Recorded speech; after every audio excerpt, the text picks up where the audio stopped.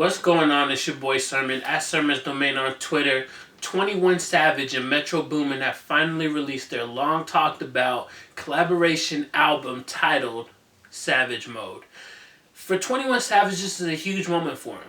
He's had fans for a while, he's been touring, he's got millions of views on YouTube, but since his last project, he's grown so much. He's on the XXL cover. He's getting more coverage. He's just gaining more fans at a rapid pace. So this is like his biggest moment thus far. And then teaming up with Metro Boomin is such a smart idea because Metro as a producer is one of the best out of Atlanta, if not the best. So who better to do a whole project with? Now, the project is pretty short. It's short and concise, to the point. It's 9 songs, 33 minutes, and I think it works in their favor because the more songs you have, the more risk you have with filler. But at the same time, even with 9 songs, there are a couple records that feel like filler material on here. I'll get to that in a few minutes, but with the production, I think it was important that Metro Boomin and 21 Savage really collaborated on it. Not saying 21 was producing, but you hear if you listen to Slaughter King, 21's last mixtape, you hear that kind of lane for the beats for the most part. I think my issue with Metro Boomin producing for others is that I always listen to a beat and I'm like, this sounds like something Future probably didn't want. And I hate feeling like that because I know Metro Boomin has more range than that. And I think he really displays that on this project. He makes some really cold street music for 21 to go in on. I mean, you look at No Advance and then No Heart. Those 2 records are something that really sounds tailor-made for 21 Savage. Then you have a record like X Bitch, which has the only guest feature on the project, which is from, you guessed it, Future.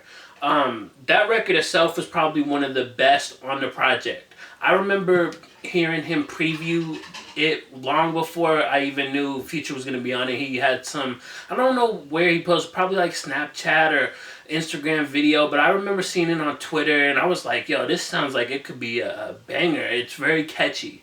And I think that's one thing that 21 does well with some of these records is that he's very catchy, but on other times I think the hooks can be some of his weakest points.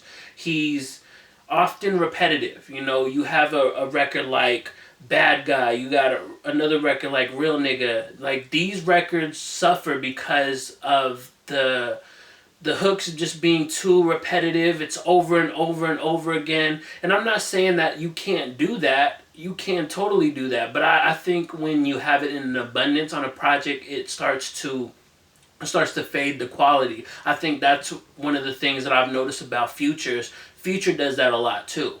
For me, I feel like his creativity kind of peaks at the very beginning of the project. Like I talked about, you have the album starts out with No Advance. Then you have No Heart, and then you have X Bitch. That is a strong sequence of songs. The whole idea is to keep you drawn into the music, and by the time you hit the 3rd song, you pretty much know you're going to listen to the entire project, especially after hearing the first 3 songs as they are.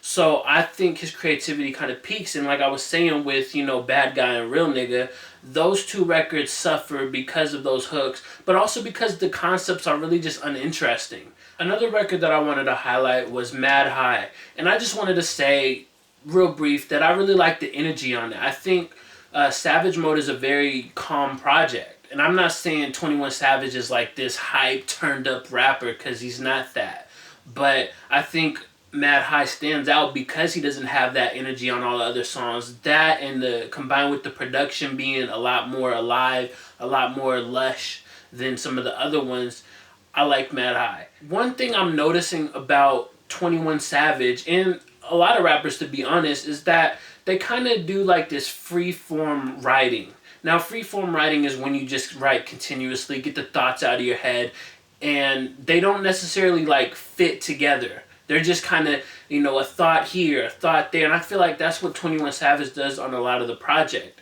Again, I'm not saying this in a positive or negative light. I'm just pointing out something that I noticed. You have a record like No Advance. And the concept of the hook is basically a bunch of scattered thoughts, but where the whole title of the song comes from is when he says that he's independent, he doesn't need an advance. And the rest of the song really doesn't reflect that. So it's kind of like you name the song off of like 2 bars, and then the rest of the song is just you free-forming it. And again, not a bad idea. It's working for 21 Savage, but it was just something I noticed that I had to talk about. The one record on here that feels focused is Feel It. I didn't like the hook, again, for the repetitive purposes, but the verses themselves are really good. I think it's the most vulnerable that we might ever see 21 Savage. And I mean that by he's kind of penning a letter or writing about a woman, and he talks about how he wants to fuck her raw and have her meet his mom. Like, that's probably the most romantic thing you'll ever hear from 21 Savage. And he's dealing with this woman that really cares about him. Cares enough to say, look, you got to quit lean. He's not going to, apparently, from the song, but just having that person that cares, and then 21 wanting to write the song about her. I thought it was another good moment. Overall, though, Savage Mode is an impressive project. If this is your introduction to 21 Savage, you're not going to be disappointed. Like I said, you'll be roped in by the first 3 songs. There is some filler on here, but if you have, I want to say, 6 or 7 out of 9 songs, that's a very impressive ratio, a good to bad. So those are my thoughts on Savage Mode. Let me know what you think about it in the comment section below. And like the video, subscribe to the channel if you're not already, share the video. Follow me on Twitter @SermonsDomain, and as always, thank you for your time. I appreciate you for watching, and until next time, peace.